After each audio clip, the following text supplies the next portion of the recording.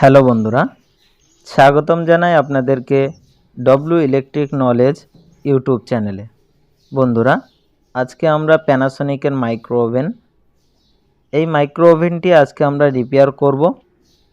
তো মাইক্রোওভেনটিতে কি হয়েছে না হয়েছে সেটি আমরা স্টেপ বাই স্টেপ চেক করব এবং সেটিকে রিপেয়ার করব।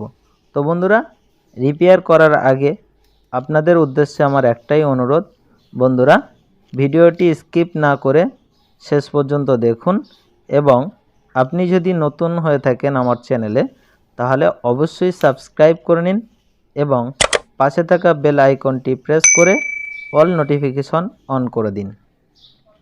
তো বন্ধুরা, মাইক্রোওভেনটি রিপেয়ার করতে হলে সর্বপ্রথম আমাদের উপরের যে ক্যাবিনেট, উপরের যে কভার সেটাকে আমাদের খুলে নিতে হবে এবং খোলার জন্য আমাদের যে স্ক্রুগুলো আছে সাইডে এবং ব্যাক সাইডে, সেই স্ক্রুগুলো খুলতে হবে।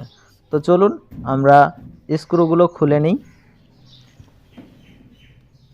বন্ধুরা, আপনারা যদি ইলেকট্রিক হাউস ওয়্যারিং এবং fridge, washing machine, microoven, mixture machine এই ধরনের কাজের সঙ্গে জড়িত থাকেন তাহলে আপনাদের উদ্দেশ্যে আমার একটাই অনুরোধ, আপনারা অবশ্যই চ্যানেলটি সাবস্ক্রাইব করে নিন এবং পাশে থাকা বেল আইকনটি প্রেস করে নিন।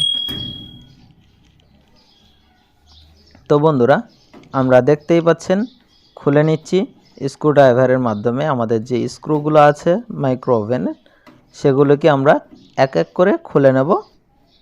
তো চলুন আমরা সবকটি স্ক্রু খুলে নিই। আমরা স্ক্রুগুলো খুলে নিলাম।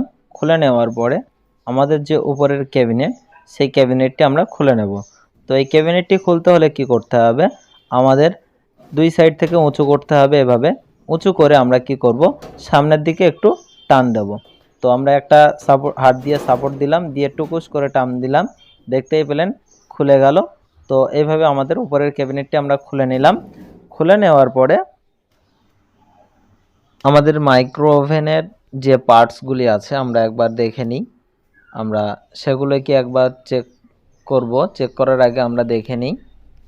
দেখতেই পাচ্ছেন সর্বপ্রথম আমাদের যে মাইক্রোওভেনের আমরা যে পিসিবিটাকে ইউজ করি, এটা হচ্ছে পিসিবির ফ্রন্ট সাইজ এবং এটা হচ্ছে ব্যাক সাইড। তারপরে আছে আমাদের মাইক্রোওভেনের যে লাইট, আমাদের ডোর খুললে যে লাইটটি জ্বলে সেই লাইটটি হচ্ছে এই যে, এবং তার উপরে আছে বায়োমেটাল, তার পাশে আছে হিটার, তারপরে আপনাদের এটা হচ্ছে ম্যাগনেটনের নিচে আছে আপনার ট্রান্সফরমার, তারপর ফ্যান মোটর, ক্যাপাসিটার, তারপরে আছে আপনার ডায়োডটি দেখতেই পাচ্ছেন, এটা হচ্ছে আমাদের ক্যাপাসিটারের সঙ্গে যে ডায়োডটি থাকে সেই ডায়োড, এবং ফ্যান মোটরের উপরে আছে আমাদের ফিউজ, দেখতেই পাচ্ছেন এটা হচ্ছে ফিউজ। আর ডোরের সঙ্গে আমাদের যেহেতু ডোর সুইচ লাগানো থাকে এবং সেই ডোর সুইচগুলি হচ্ছে এই যে দেখতেই পাচ্ছেন, এখানে দেখেন এটা হচ্ছে ডোর সুইচ। এইভাবে এই সারিবদ্ধ তিনটি ডোর সুইচ আছে। তো বন্ধুরা, সর্বপ্রথম আমাদের মাইক্রোওভেনে যদি লাইন আসে তাহলে আমাদের ফিউজ ঠিক আছে। যদি আমাদের মাইক্রোওভেনে লাইন না আসে তাহলে আমাদের প্রথমত ফিউজটাকে চেক করতে হবে। যদি ফিউজ ভালো থাকে তাহলে লাইন আসবে, আর ফিউজ যদি ভালো না থাকে তাহলে লাইন আসবে না। সুতরাং আমাদের ফিউজটাকে চেক করে নিতে হবে। আর আমাদের এই মাইক্রোওভেনে লাইন আসছে, আমরা মাইক্রোওভেনটাকে চালিয়ে দেখব কি সমস্যা হচ্ছে। তার জন্য আমরা কি করব, মাইক্রোওভেনের যে টপ আছে সেটাকে আমরা পাওয়ার পয়েন্টে দিয়ে আমরা পাওয়ার সুইচ অন করব। দেখেন আমরা অন করে দেওয়ার পরে দেখতে পাচ্ছেন আমাদের পিসিবিতে লাইন চলে এসছে।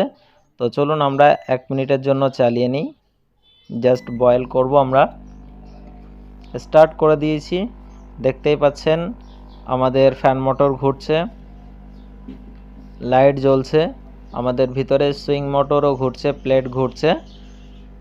আমাদের সমস্যা কি হয় সেটা দেখা যাক। তো আমরা একটু অপেক্ষা করব। বন্ধুরা, একটু ভালো করে লক্ষ্য করে দেখেন, ট্রান্সফরমার দিয়ে ধোঁয়া বার হচ্ছে, দেখতেই পাচ্ছেন কিভাবে ধোঁয়া বার হচ্ছে। তো চলুন আমরা পাওয়ার সুইচটাকে অফ করে দিই। আমরা পাওয়ার সুইচটাকে অফ করে দিয়েছি, কারণ এই অবস্থায় চালালে কোনো একটা দুর্ঘটনা ঘটে যেতে পারে, আগুন লেগে যেতে পারে, সুতরাং সেই জন্য আমরা পাওয়ার সুইচটাকে অফ করে দিয়েছি। বন্ধুরা, কাস্টমারের কল ছিল, প্রচণ্ড পরিমাণে ধোঁয়া বার হচ্ছে এবং গন্ধ বার হচ্ছে। সুতরাং আমরা চালিয়ে যখন দেখলাম, দেখতেই পেয়েছেন আপনারাও, আমাদের ট্রান্সফরমার দিয়ে ধোঁয়া বার হচ্ছে এবং ট্রান্সফরমারটি পুড়ে গিয়েছে, যার কারণে প্রচণ্ড পরিমাণে ধোঁয়া বার হচ্ছে এবং গন্ধ বার হচ্ছে। তো আমাদের এই ট্রান্সফরমারটিকে চেঞ্জ করে দিতে হবে। চেঞ্জ করলে আমাদের মেশিন ওকে হয়ে যাবে। তো চেঞ্জ করার আগে কাস্টমারকে বলে আমরা কি করব, আমাদের যে ট্রান্সফরমার সঙ্গে যে ক্যাপাসিটর এবং ডায়োড আছে, আমরা এই তিনটেই একসঙ্গে চেঞ্জ করে দেব। কারণ আমাদের ক্যাপাসিটরটা আমাদের চেক করা যায় না, ক্যাপাসিটর চেক করতে হলে আমাদের শর্ট করে দেখতে হবে। তো আমরা কি করব, সবথেকে ভালো হবে আমাদের এই তিনটে একসঙ্গে চেঞ্জ করে দেওয়া। তো বন্ধুরা, আমরা কি করব, এই তিনটে একসঙ্গে চেঞ্জ করে দেব। চেঞ্জ করে দিলে আমাদের কি হবে, মেশিন ওকে হয়ে যাবে, মেশিন দাঁড়িয়ে যাবে, আর কোনো সমস্যা হবে না। তো বন্ধুরা, আমরা তিনটে চেঞ্জ করে দিলেই আমাদের মেশিন ওকে। তো বন্ধুরা, আজকের ভিডিও এই পর্যন্ত। ভিডিওটি ভালো লাগলে অবশ্যই একটি লাইক করবেন এবং এই ধরনের গুরুত্বপূর্ণ নিত্য নতুন ভিডিও পেতে চ্যানেলটি সাবস্ক্রাইব করে নিন এবং পাশে থাকা বেল আইকনটি প্রেস করে অল নোটিফিকেশন অন করে দিন। আর শেষ পর্যন্ত ভিডিওটি দেখার জন্য আপনাকে জানাই অসংখ্য ধন্যবাদ। বাই।